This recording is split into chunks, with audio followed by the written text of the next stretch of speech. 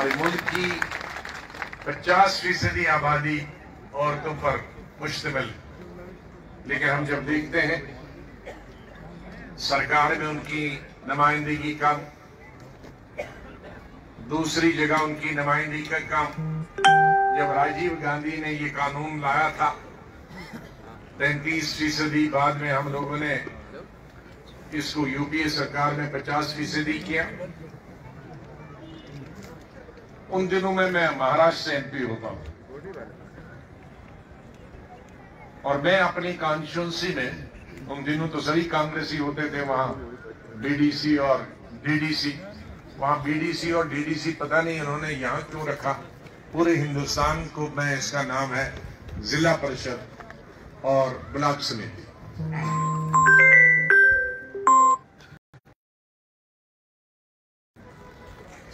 तो जब हम मीटिंग बुलाते थे उन 33% जिला परिषद और ब्लॉक समिति के लोगों की, उसमें 33% मर्द भी साथ हुए। तो हमने कहा ये क्या है? तो मालूम ये हुआ कि हर आदमी ने अपने पति को टिकट दिया, तो फिर उसका नाम रखा पति प्रधान। वो तो प्रधान हुआ और उसका पति पति प्रधान। ऑफिशियल नेम नहीं था, लेकिन मिनिस्टर से लेकर कलेक्टर से लेकर हर आदमी उसका कहता था पति प्रधान। तो मैं भी यहां देख रहा था, कुछ सालों से पति प्रधान थे, लेकिन अब रियल प्रधान आ गई है कि जो पति प्रधान नहीं है और बोल सकते हैं और तमाम लीडरों को मात कर सकते हैं। बेहतरीन स्पीचेस है और मैं चाहूंगा कि आने वाले वक्त में इस तरह की और हमें बच्चियां मिले जो मुल्क की तामीर में हिस्सा ले सके। यहाँ बहुत सारी बातें की गई, मैं दोहराना नहीं चाहता। मुझे वापस कल भी जब मैं बनारस से आया तो रास्ते में 3-4 जगह मीटिंगें करनी थी, लेकिन बानहाल से ही हम इतनी देर से निकले कि हम डोडा तकरीबन जहाँ 5 बजे पहुंचना था, 8:45, 9:15, 9:30 बजे पहुंचे और रास्ते की तमाम मीटिंगें कैंसिल हो गई। अब आज हमने उनको बताया था हम ठाठरी से 2 बजे निकले और सब करें, लेकिन अंदाजा जिस तरह से अगर ये खाना भी खिलाएंगे तो फिर ठाठरी में रुकेंगे और रास्ते की वो मीटिंगें फिर कैंसिल हो जाएंगी। इसलिए मैं नहीं चाहता, जैसे आप दूर दूर से आए हैं, वो भी असर बगर वगैरह जो रास्ते में है, बहुत दूर दूर से आते हैं, चलैनी दूर दूर से आते हैं, कि उन्हें वापस आज भी निराश होकर जाना पड़े। मैं 2.5 साल के बाद आया। लोकसभा के 2019 में जो इलेक्शन हुए थे, उसमें मैं तमाम चुनाव वैली में घूमा था, पूरी रियासत में भी घूमा था, लेकिन उसकी चंद महीनों बाद ही, ये मेरे ख्याल में अप्रैल और मई का महीना था, उसके 2-3 महीने बाद ही 5 अगस्त 2019 को दफा 370 तोड़ के और स्टेट को भी तोड़ के इसके 2 हिस्से किए और हिंदुस्तान की सबसे बड़ी रियासत, सबसे पुरानी रियासत जो 1846 में वजूद में आई, जिस वक्त हिंदुस्तान को आजादी मिली, उस वक्त हमारी रियासत की उम्र 101 साल,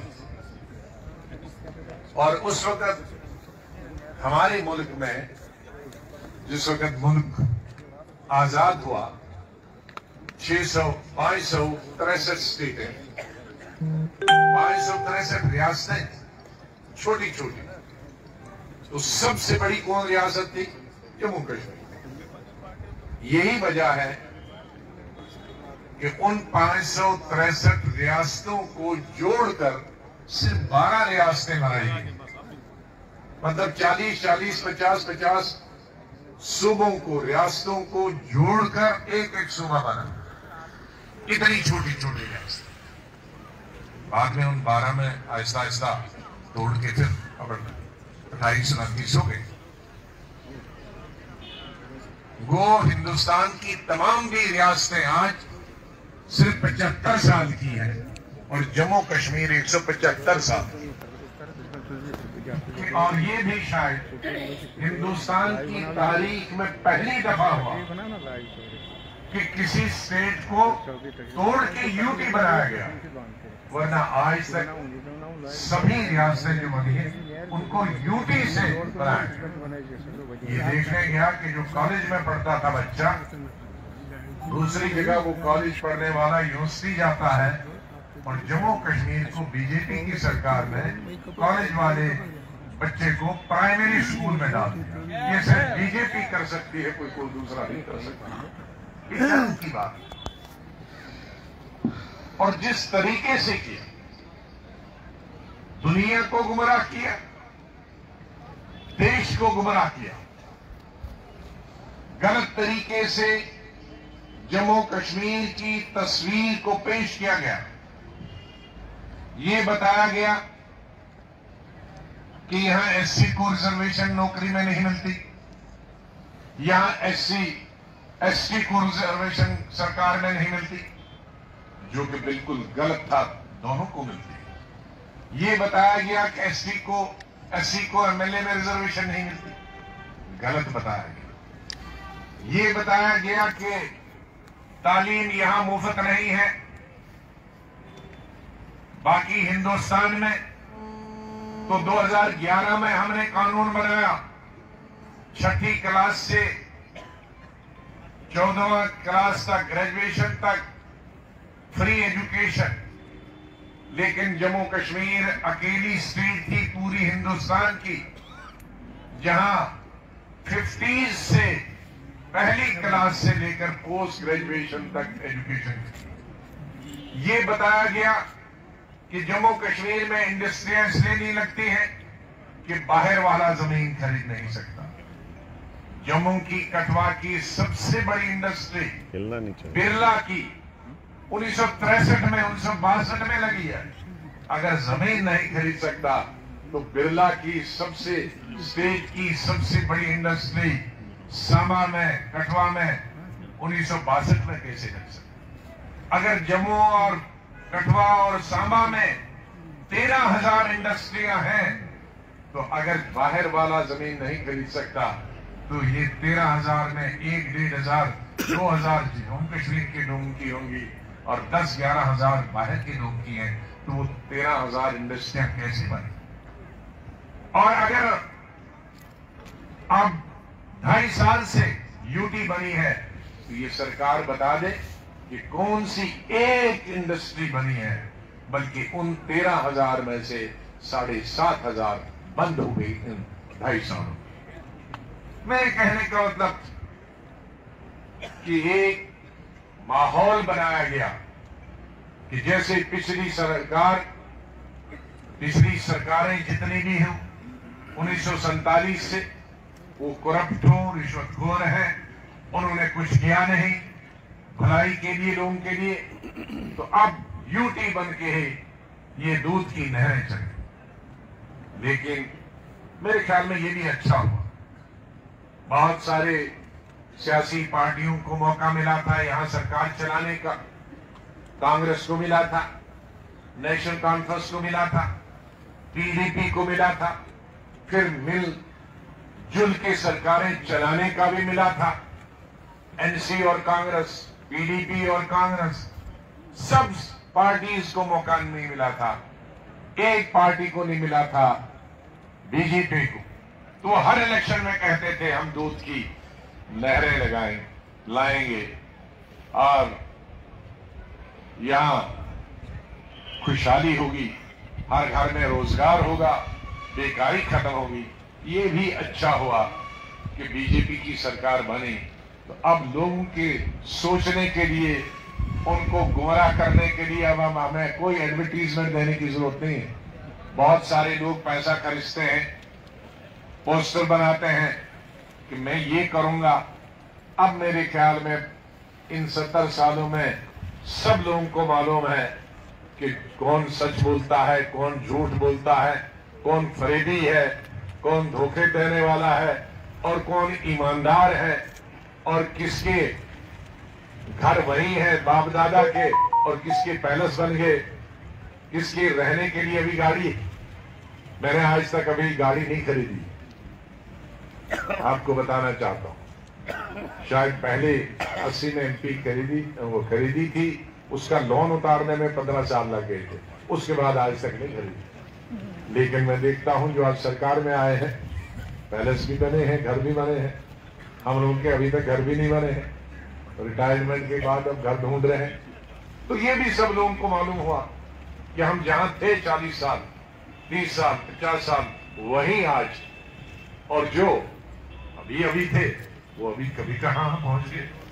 ये भी लोगों के लिए मेरे ख्याल में देखने के लिए जरूर था। और हम लोगों ने जिसकी तरह मैं तवज्जो देना चाहूं, हमारी पार्टी या हमारे लीडरों, क्योंकि हमारी तालीम ही ऐसी, जिस लीडर को हम मानते हैं महात्मा गांधी, वो सबसे ज्यादा अपने धर्म पे भरोसा करते थे, पूजा पाठ करते थे, लेकिन हिंदुस्तान में सबसे सेकुलर भी हुए। क्योंकि नमाज पढ़ने वाले का ये मतलब नहीं है कि वो फिरका परस्त, मंदिर में पूजा करने का ये मतलब नहीं है कि वो फिरका परस्त। मंदिर और पूजा करना, नमाज पढ़ना, ये तो हमारा धर्म है। और कोई भी धर्म, न गीता, न कुरान, न बाइबल, न गुरु ग्रंथ साहब ये दिखाता है कि दूसरे धर्म से तुम नफरत करो। हर धर्म यही सिखाता कि प्यार करो, प्रेम करो और एक जैसा बर्ताव सबके साथ करो। और इस देश के जो निर्माता थे वो महात्मा गांधी थे।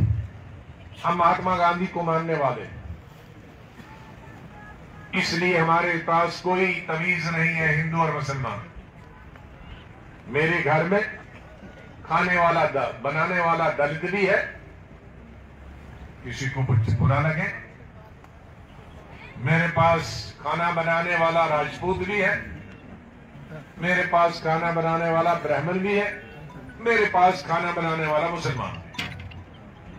और मैंने जब से कोई 30 साल से 25 साल से मैंने पूछा नहीं, कभी कभी कोई दोस्त खाने पे आता, वही उनसे पूछता है, तब मुझे पता चलता है। वरना मैंने कईयों के बारे में तो 20, 25, 30 साल के बाद पढ़ा, मालूम हुआ कि ये दलित है, ये ब्राह्मण है, ये राजपूत है। मुसलमान का तो नाम से पता चलता था, लेकिन मैंने निकाला नहीं, मैंने पूछा नहीं।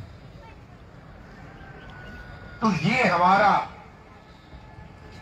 मेरी सिक्योरिटी वाले मेरे ख्याल में 100% मेरा PSO 18-19 साल से वो हिंदू है, राजपूत है।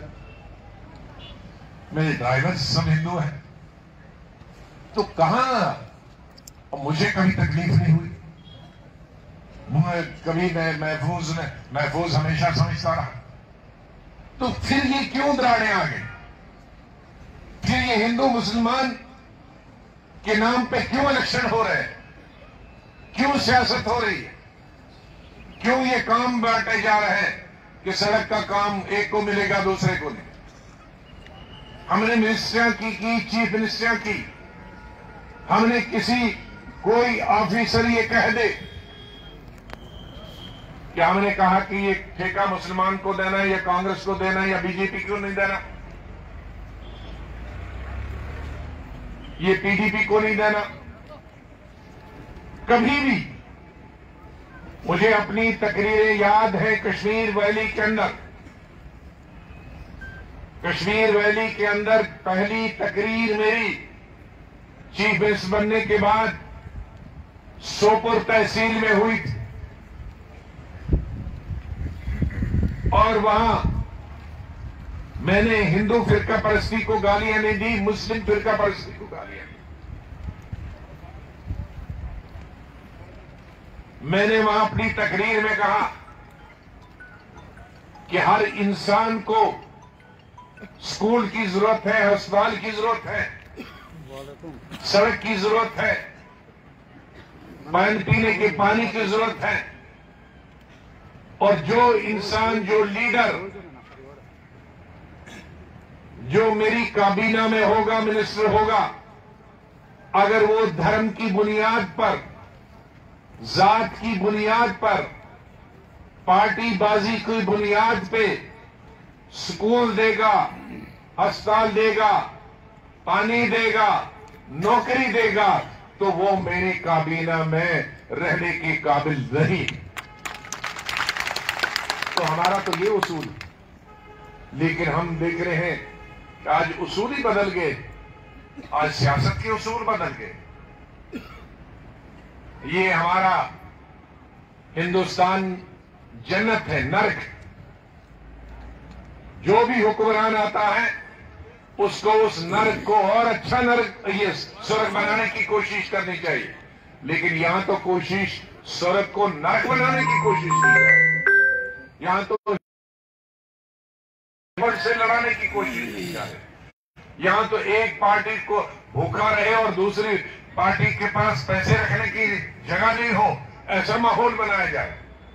ये किस धर्म में लिखा है कि एक मोहल्ले में, एक गांव में एक को के साथ आप इंसाफ करोगे क्योंकि वो एक पार्टी के साथ है, दूसरा आपकी विचारधारा को नहीं मानता है, इसलिए कोई काम नहीं मिलेगा, इसको नौकरी नहीं मिलेगी, इसको सड़क का काम नहीं मिलेगा, इसको रोजगार नहीं मिलेगी, इसको डॉक्टर का इलाज नहीं मिलेगा। ये कौन सा हिंदुस्तान?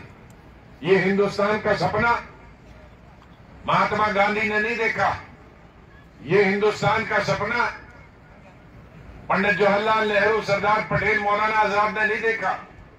ये हमारे जो बुजुर्ग, लाखों की तादाद में किसान, हिंदू, मुसलमान, औरतें, मर्द, बुजुर्ग, टीचर, पेपर लिखने वाले, टेलीविजन तब नहीं था, हिंदी और उर्दू के सब अखबार लिखने वाले, ये जेलों में गए, काला पानी में गए। ये इस तरह का हिंदुस्तान देखने के लिए नहीं गए थे कि यहां हम हिंदू और मुसलमान के नाम पे दाल बांटे, अपर कास्ट और लोअर कास्ट के नाम पे सियासत करें, इंसान और इंसान के बीच में हम दरारें डालें, रेत की दीवारें खड़ी करें। इसलिए मैं गुजारिश करता हूं, ये जो सियासत के लिए, अपनी सियासत के लिए, एमएलए जीतने के लिए, एमपी जीतने के लिए, बीडीसी, जीडीसी जीतने के लिए, कॉर्पोरेशन मेंबर और म्युनिसिपैलिटी जीतने के लिए, ये इंसान और इंसान के बीच में रेत की दीवारें खड़ी कर दे हैं। जब अस्पताल में है, होते हैं, जब किसी का ऑपरेशन है, तो क्या वो लोग पूछते हैं कि ये किसका है, ये खून किसका है, ये हिंदू का है, ये मुसलमान का है, ये दलित का है या राजपूत का है? क्योंकि जब जान जा रही है तो उसका नहीं पूछेंगे, लेकिन जब कुछ बांटना है तो पूछ के करें। लिहाजा हम सब, मैं आप सबसे यही गुजारिश करूंगा, यहां सब धर्म के, सब जातियों के लोग, सब ट्राइब के लोग हैं। मुझे फख्र है कि इस डिस्ट्रिक्ट डोडा में हम हमेशा मिलजुल के रहे हैं, लेकिन इसको भी बांटा जा रहा है। कॉन्स्टिट्यूंसी, ये इधर वाला कॉन्स्टिट्यूंसी उधर रखो, इधर वाला। अरे आज तक तो हम सब मिलके जो एक दूसरे को वोट देते हैं, हमने तो कभी यहां धर्म के नाम पर, जब मैं एमएलए उठा तब से भी ज्यादा वोट यही मिले, लेकिन वो मुसलमानों ने थोड़ी दी। मुसलमानों में जितने दिए उतने ही हिंदू ने भी दी। मैं पार्लियामेंट का, लोकसभा का इलेक्शन लड़ा, चिनाब वैली में, वो हिंदू हो, राजपूत हो, ब्राह्मण हो, दलित हो, मुसलमान हो, गुजर हो, नॉन गुजर हो, पहाड़ का हो, कस्बे का हो, सबने डट के वोट दिए। तो मैं चाहता हूं ऐसा ही पूरा हिंदुस्तान बने, जैसा ये हमारा डिस्ट्रिक्ट डोडा है, जहां हम बुनिया, और हमें डिस्ट्रिक्ट डोडा के चिनाब वैली के, हम उसके 3 हिस्से, मुझे अच्छा तो नहीं लगता था चिनाब वैली को बांटने में, लेकिन लोगों को बड़ी तकलीफ होती थी, दूर दूर, और तरक्की भी नहीं होती। उससे ये फायदा हुआ, बहुत सारे डिस्ट्रिक्ट बने, हर डिस्ट्रिक्ट पे, हर जिले एसपी ऑफिस बने, तहसील एजुकेशन ऑफिसर बने, पीडब्ल्यूडी के ऑफिस बने, इरिगेशन के ऑफिस बने, और सोशल वेलफेयर के ऑफिस बने। तो लोगों को डिस्ट्रिक्ट तक पहुंचना आसान हो गया। वरना एक फख्र था डिस्ट्रिक्ट डोडा के भाई स्टेट का सबसे बड़ा डिस्ट्रिक्ट है, बल्कि हिंदुस्तान का रकबे के हिसाब से, आबादी के हिसाब से नंबर 1 डिस्ट्रिक्ट था। तो मैं तो चाहता था, इसीलिए चिनाब वैली, मैं हमेशा इनको कहता हूं चिनाब वैली का मतलब है अस्ट्राइल अनडिवाइडेड डिस्ट्रिक्ट डोडा। तो एक अनडिवाइडेड जो हमारी तहजीब है, जो कल्चर है, हिंदू मुस्लिम भाईचारा है, वो इस चिनाब वैली में बिल्कुल बराबर रहना चाहिए। जब भी मैं देखूंगा कि इस चिनाब वैली में ये भी बट रहा है, तो शायद मेरा वो आखिरी दौरा होगा चिनाब वैली का। मैं नहीं चाहता हूं कि यहाँ हमारे भाई बहने, जिनको हमें मालूम भी नहीं है हम कितनी हमारी हिंदू माएँ हैं हमारे दोस्तों की, जिनको हम माँ कहते हैं, बहन कहते हैं, दीदी बोलते हैं, बच्ची बोलते हैं, बेटा बोलते हैं। तो ये ऐसा जन्नत जो ऊपर वाले ने दिया है, उसको हम जानबूझ के नरक क्यों बना रहे हैं? भगवान अल्लाह ये तो इतना बड़ा है, जिसने चांद तारे बनाए, जमीन आसमान बनाए, वो तो अगर चाहता तो फिर हिंदू के लिए अलग मुल्क बनाना चाहिए था, मुसलमानों के लिए अलग बनाना चाहिए था, दलित के लिए अलग बनाना चाहिए था, कश्मीरी बोलने वाले गुज्जर के लिए अलग बनाना चाहिए था। जब इतने खुदा बड़े ने, जिसने पूरी कायनात को पैदा किया है, उसने ये फैसला किया हमने इकट्ठे बैठना है, एक ही दरिया का पानी पीना है, एक ही बावड़ी का पानी पीना है, एक ही चश्मे का पानी पीना है, एक ही खेत का ये बना हुआ अनाज पैदा करना है, एक ही घाट से पी सकना क्या है। तो हम कौन होते हैं कि जो अल्लाह के, भगवान के, जिसकी हम चाहे पूजा करें मंदिर में, मस्जिद में, गुरुद्वारे में, हम कौन होते हैं बांटने वाले? जब बनाने वाले ने हमको नहीं बांटा, तो जो बने हैं उनको कोई हक नहीं है। वो मेरे ख्याल में उस भगवान की और अल्लाह के खिलाफ जा रहे हैं जो इस तरह की हरकतें करते हैं। मेरे पास शिकायतें बहुत, जमीन की शिकायतें, खालसा जमीन मिली, हालांकि कानून बना है पार्लियामेंट के अंदर, जब वो कानून यहां लागू नहीं हुआ तो आज की सरकार कहती थी इसको लागू करो। अब जब ऑटोमेटिकली लागू हुआ तो उनसे छीन रहे। पार्लियामेंट में कानून बना है 2006 में, जब यूपीए की सरकार कि जितने भी पहाड़ में, जंगल में और सरकारी जमीन पे लोग हैं, शेड्यूल्ड ट्राइब, वो हिंदू हैं या मुसलमान, गुजर बकरवाल हैं या हमारे हिंदू भाई, गद्दी भाई, उनको वहां घर बनाने का, उनको खेती करने का पूरा हक है। ये कानून बना, और जिस वक्त यहां यूटी बनी तो वो कानून ऑटोमेटिकली यहां लागू हो गया। चाहे हमने अलग से बनाया, लेकिन यूटी बनने के बाद वो खुद बखुद यहां लागू हो गया। अब पूरे हिंदुस्तान में है, बीजेपी की सरकारों में है, गुजरात में है, मध्य प्रदेश में है, बिहार में है, जहां, लेकिन जम्मू कश्मीर में होने नहीं देंगे। ये दो कानून कैसे हिंदुस्तान? मोदी साहब तो बातें हैं, बोलते हैं एक कानून, लेकिन जम्मू कश्मीर के लिए वो क्यों कानून में हिंदुस्तान का नाम होता? ये बहुत अफसोस की बात है। इसके लिए हमारी जद्दोजहद जारी रहेगी। ये इंसाफ की बात, जैसे सरूरी साहब कहते थे, ये खाली मुस्लिम का भी बात नहीं है। जहां जिसकी आबादी है, जहां हिंदू है वहां उसको ये जमीन मिली है, जहां मुसलमान है वह मुसलमान है, जहां कश्मीरी है, जो गुज्जर है, सबको मिली। ये जमीन सबसे ज्यादा हिंदुस्तान में कम अगर है तो जम्मू कश्मीर में। रकबा बहुत है, लेकिन हमारी क्या